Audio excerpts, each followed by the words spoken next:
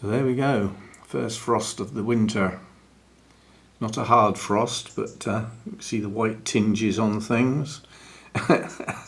And on that bonsai staging are two geraniums that I forgot to bring in, and now the frost has touched them, they'll probably die. I'll see, we're expecting another frost tomorrow. I think I might, if the leaves don't fail during the day, once the frost goes, once the temperature goes up, I might bring them in so that they don't get any more frost on them. They're not brilliant plants, but you know, I mean, if I can keep them till next year, they will become better. You can see all the white tinges on the leaves. So there we go.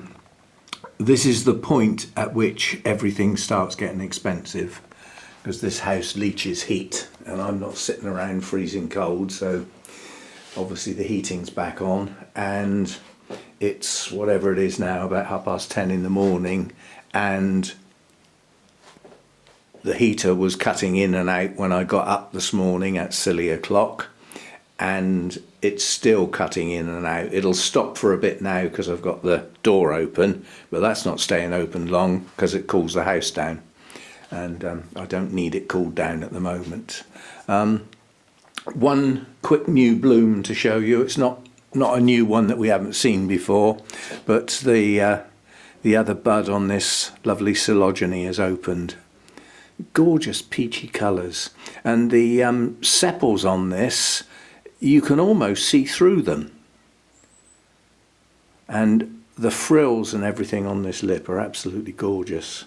So yeah, the other spike blasted, so I don't think we'll be getting any joy from that.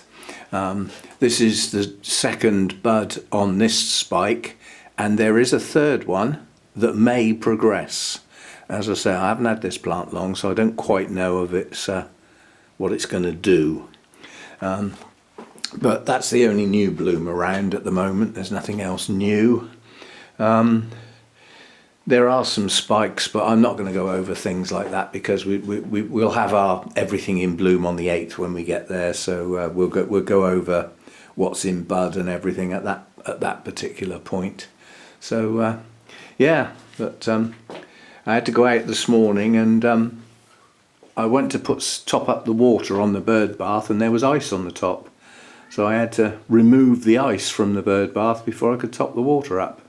So I have to keep my eye on that. It's important to have fresh water when, you know, the other sources around might actually be frozen. So it's important to have some fresh water. And this morning, when I was looking out the window, there was a goldcrest in the garden. If you don't know what a goldcrest is, Google it. Technically, it's our smallest bird. The RSPB, who define birds and stuff like that, they declare that the wren is our smallest bird because they measure from the tip of their beak to the tip of their tail. And the wren is a tiny bird, yes, but it's got virtually no tail. So it's got quite a short overall length to it. Whereas the goldcrest is actually a smaller bird, weighs less, but has quite a long tail. So it doesn't count. But in my book it does, it's our smallest bird. There's another one, there's a goldcrest and there's a firecrest. They are very, very similar. At a distance you wouldn't be able to tell them apart. But the goldcrest is, as it says, it's got a crest on its head that's a nice yellowy gold colour. And the firecrest, the crest is a more orangey colour.